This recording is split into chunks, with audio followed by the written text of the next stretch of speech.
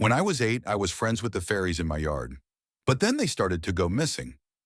I was looking for my Grammy's ring when I found him. Grammy had given me her ring before she died, and losing it felt like losing her. Mom forgot to pay the electricity bill again, and I only felt safe with the ring, I will say. As a child, our house was always dark. I did get used to it eventually. Mom couldn't afford electricity, so we usually sat in candlelight. But when Mom was passed out after drinking too much, my brother and I were stuck. Grammy's ring was the only thing that made me feel safe. I knew I was wearing it in the yard while playing in the flowers after school, and the thought of a night without it twisted my gut. Before she passed, my grandma was our unofficial guardian. After school, we would walk all the way to her house, and she would make us dinner and let us watch TV. But after she died, we didn't have anyone, just Mom and a pitch-dark house. The sky was darkening when I rushed outside, kneeling in Mom's flower garden. Ross, my brother, sometimes locked me out if I stayed out too long. His fears stemmed from our father coming home from work when we were younger and destroying the kitchen if his dinner wasn't made. Not much to say about Dad. He left us a year later. Yes, he took all Mom's savings, but the house was quiet. Sometimes I intentionally sat in the yard at night. Our neighbors usually watched TV at 8 p.m., and I could see the reflection in the front window. I once watched a whole episode of a TV show.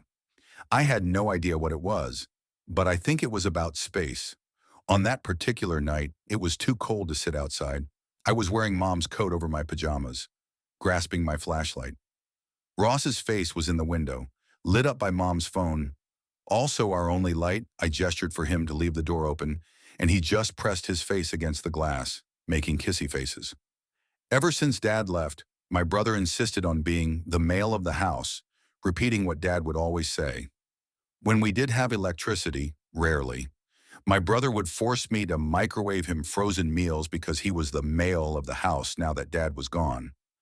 I wasn't expecting him to leave the door unlocked, which meant another night of crawling up the drain pipe and through my bedroom window.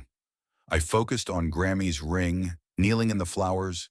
I grasped at anything: rocks, pebbles, crumbling flower buds, old beer cans.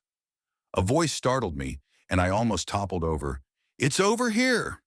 The squeak came from a wilted rose, and I briefly wondered if I was seeing things.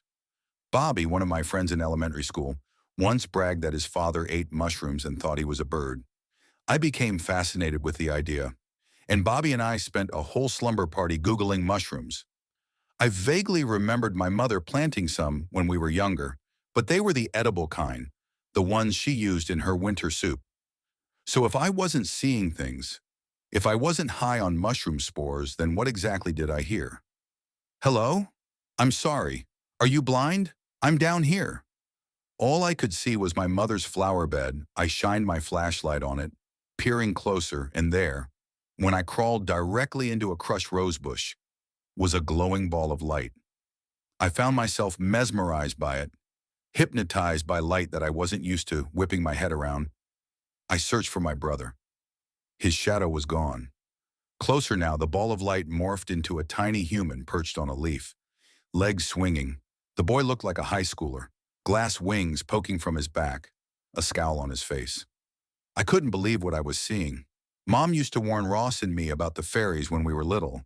She said it was the fairies who stole our toys, made us sneeze, and the fairies who chased away our father. Ross didn't believe in them, but I was always intrigued. I asked my friends at school if they had fairies at the bottom of their yards, and they thought I was weird. I remember Mom telling us, if you do a fairy a favor, they will return it by granting you a wish. But she also warned, if you hurt a fairy, you will pay for it, and your children will pay for it, and your children's children's children will suffer. They will hunt to the end of your bloodline, and even then, their mere presence will drive adults insane. I wondered if she'd gotten that from a book before she started drinking. Mom used to tell us stories about the fairies in our yard, and how, when she was a little girl, she helped a captive fairy prince, freeing him from her neighbor's bell jar.